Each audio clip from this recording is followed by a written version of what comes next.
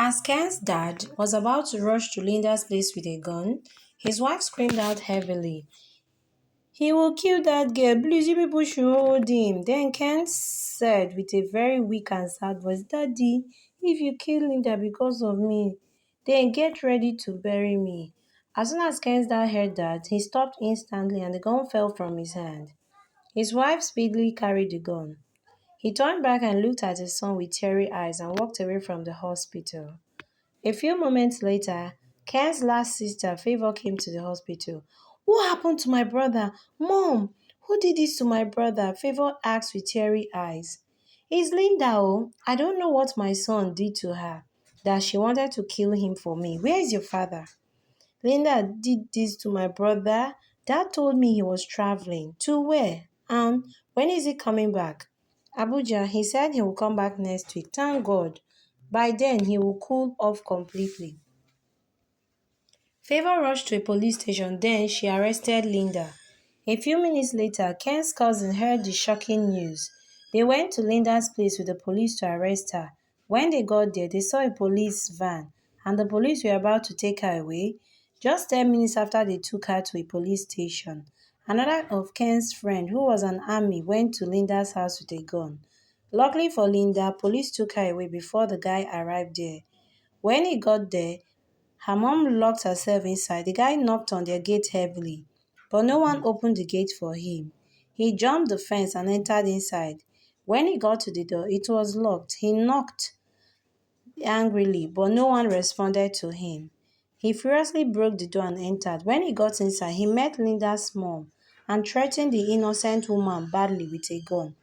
"Woman, where is that useless daughter that wanted to kill my brother? Where is he?" "Where is that bastard? If you don't tell me where your daughter is, I will shoot you right now." They took her away. Who? Police. To which station?" Mom kept mute.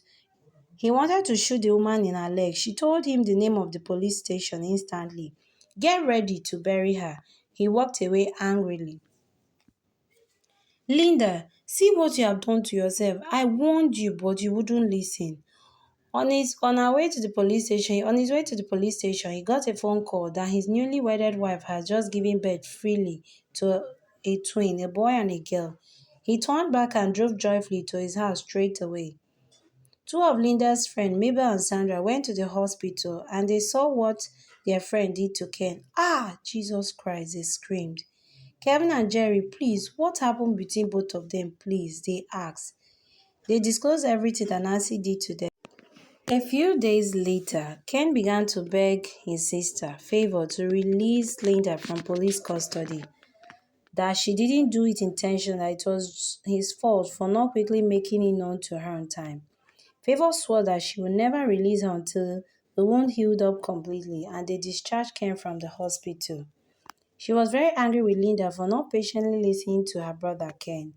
A week later, Ken's dad came back and by then, Ken was gradually recovering. A few months later, Favor finally released Linda. After Linda had been released from police custody, something terrible happened again.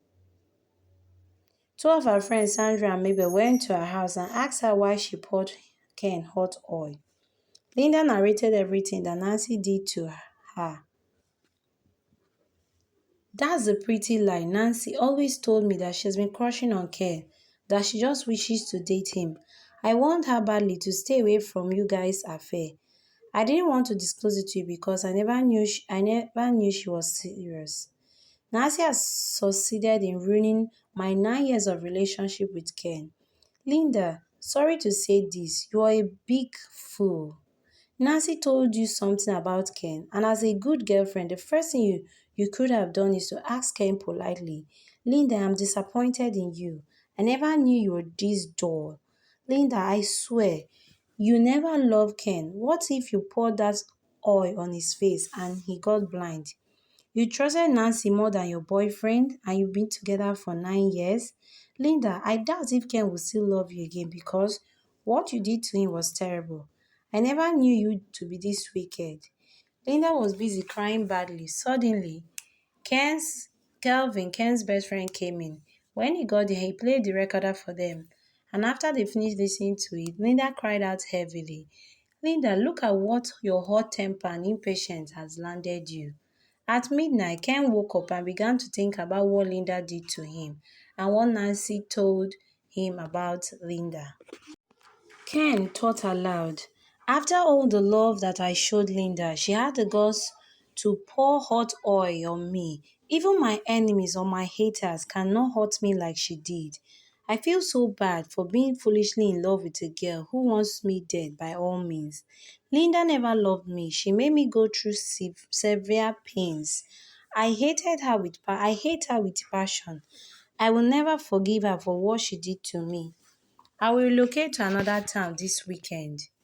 The next morning, Ken went to his parents and told them his new plans. Please, Dad and Mom, I want to change my institution. But why? They asked. Sincerely speaking, I want to stop seeing that wicked girl called Linda and I want to focus entirely on my studies. I don't want to be distracted any longer. So I desire to change my environment. Please, I want my request to be granted with an immediate effect. That's a wise decision, son. If that's what you're craving, you have my support.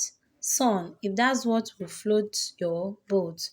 Therefore, your request has been granted. Thank you so much, Dad and Mom. But which institution is in your mind? Ken mentioned the institution that was very far from the area. That town is too far, son. That's the institution I long for.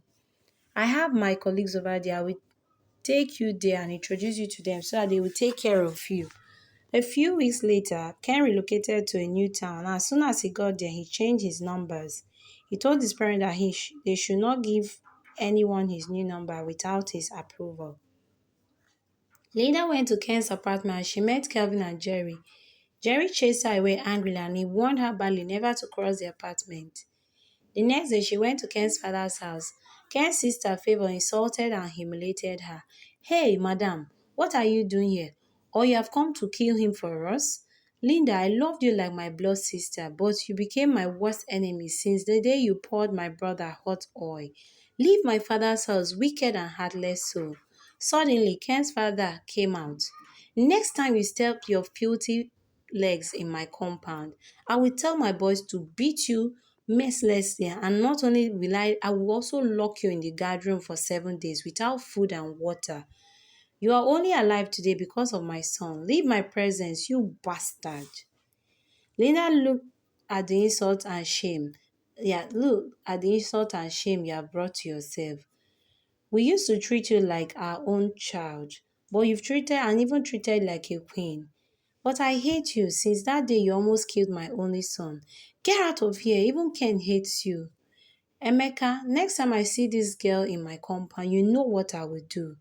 3 months later, Linda began to get sick. She needed Ken's forgiveness badly. Ken swore that he would never forgive her, that she deserved to die because she became Ken's worst enemy since the day she poured him hot oil. Everyone begged refused to forgive her.